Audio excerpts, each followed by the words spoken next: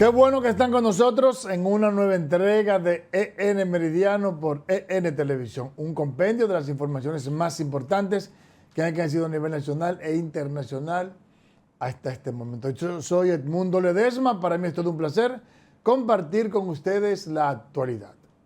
Como cada año, en el marco del convenio firmado con el Fondo Monetario Internacional, su artículo 4, en el día de hoy habrá una reunión del Banco Central con una delegación del Fondo Monetario Internacional que también se va a reunir con el Ministerio de Hacienda, con el Ministerio de Economía, Planificación y Desarrollo, con los empresarios, etcétera, con todo lo que tiene que ver con el buen o mal desempeño de la economía dominicana.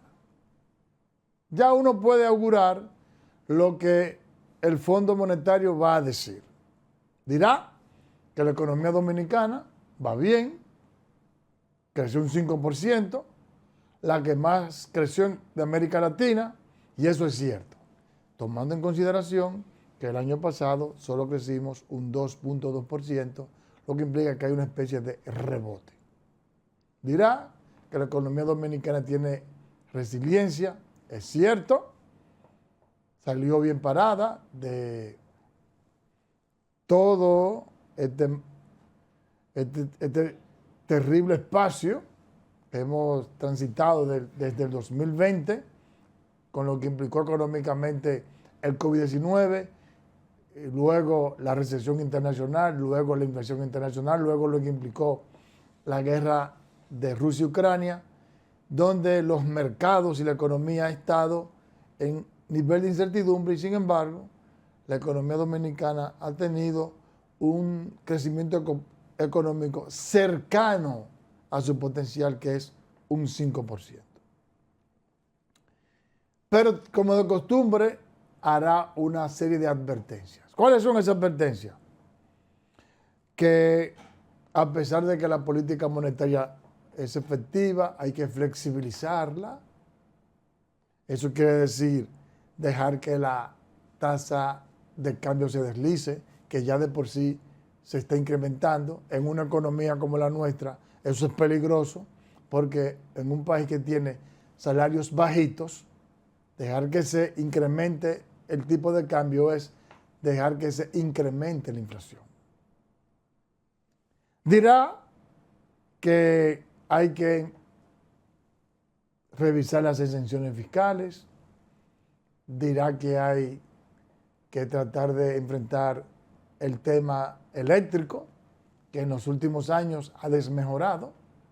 Para el 2020-2019 había muy pocos apagones, prácticamente no había.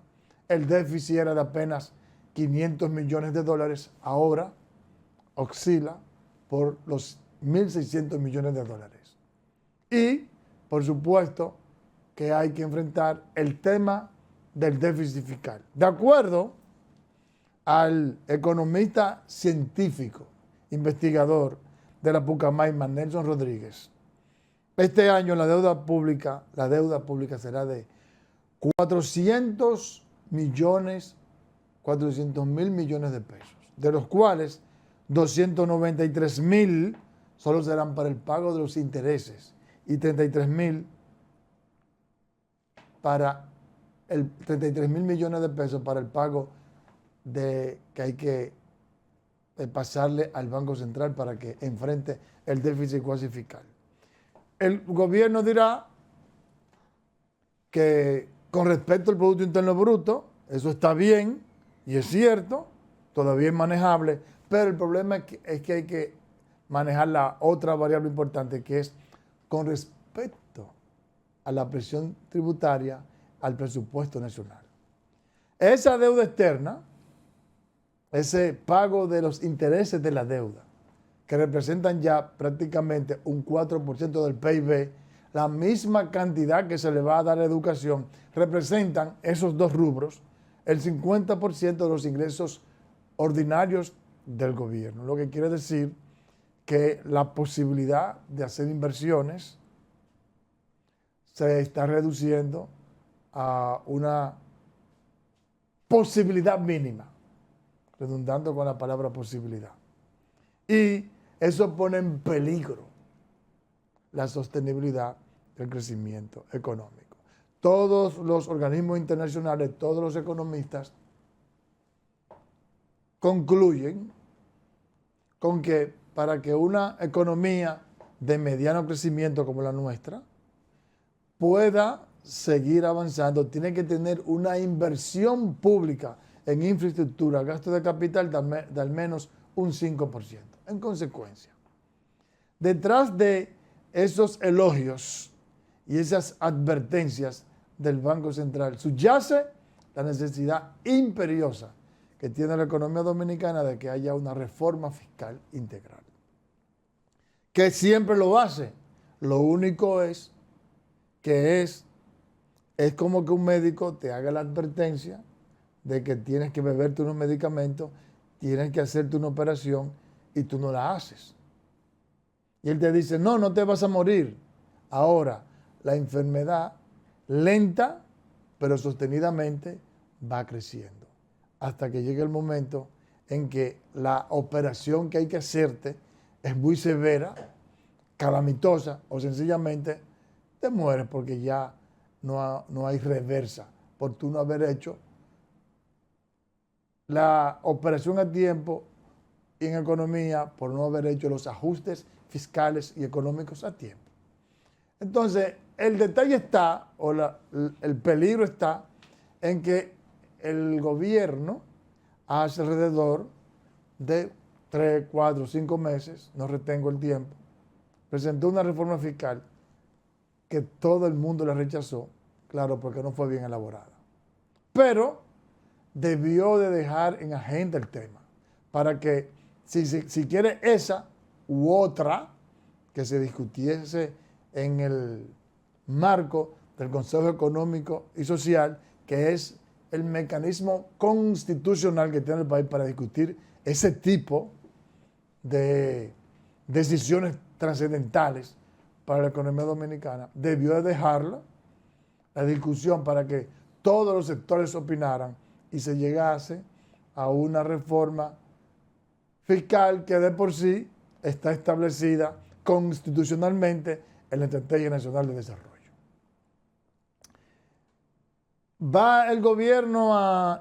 ¿Está dispuesto el gobierno a pagar el costo político que implica esa reforma? El presidente de la República tiene un buen capital político. En el día de ayer vimos la encuesta ACD Media, que le otorga un 58% o más de favorabilidad al presidente de la República, y al gobierno también está altísimo, y el PRM está altísimo. Entonces, yo diría que el gobierno puede quemar un poquito de esa buena imagen, de ese activo político que tiene, en aras de asegurar el crecimiento, la estabilidad y el bienestar de la República Dominicana en el futuro. Que al final del camino, si lo hace ahora, en este año, si pone en agenda el tema de la reforma, bueno, va a coger una pela, va a recibir muchísimas quejas de la población, la oposición rabiosa de la oposición rabiosa del sector empresarial, que siempre quiere sacar ventaja, pero al final del camino, cuando la reforma empiece a dar buenos resultados, entonces finalmente todo el mundo terminará reconociéndolo. Como pasó cuando empezaron a atacar a Leonel Fernández con el tema del metro y de los elevados y la construcción del puente Juan Bosch, cuando empezaron a atacar a Danilo Medina, cuando empezó a construir Punta Catalina, y ahora todo el mundo elogia esas iniciativas que en su momento fueron blanco de duras críticas. El presidente Luis Abinader, cuando inició su mandato, dijo que quiere ser recordado como el presidente de las grandes reformas. Hasta el momento, de 11, 12, 13 reformas que propuso al año de su primer mandato, solo ha pasado una, la reforma constitucional, que no sirve para nada, que ha dejado todo igual. Las que son importantes, para mí, todas son importantes, las más importantes para asegurar el futuro de la República Dominicana es la reforma fiscal y el tema eléctrico, que lamentablemente, luego de que estaba estipulado de acuerdo al plan que tenía el PLD, ya para el 2025 no iba a haber déficit en el sector eléctrico. Sin embargo, ahora representa el 40% del déficit total consolidado del gobierno. Entonces, yo aquí pido una vez más, presidente, todo el mundo sabe lo que va a decir el Fondo Monetario Internacional. No creo que venga a imponer, sino que venga a advertir.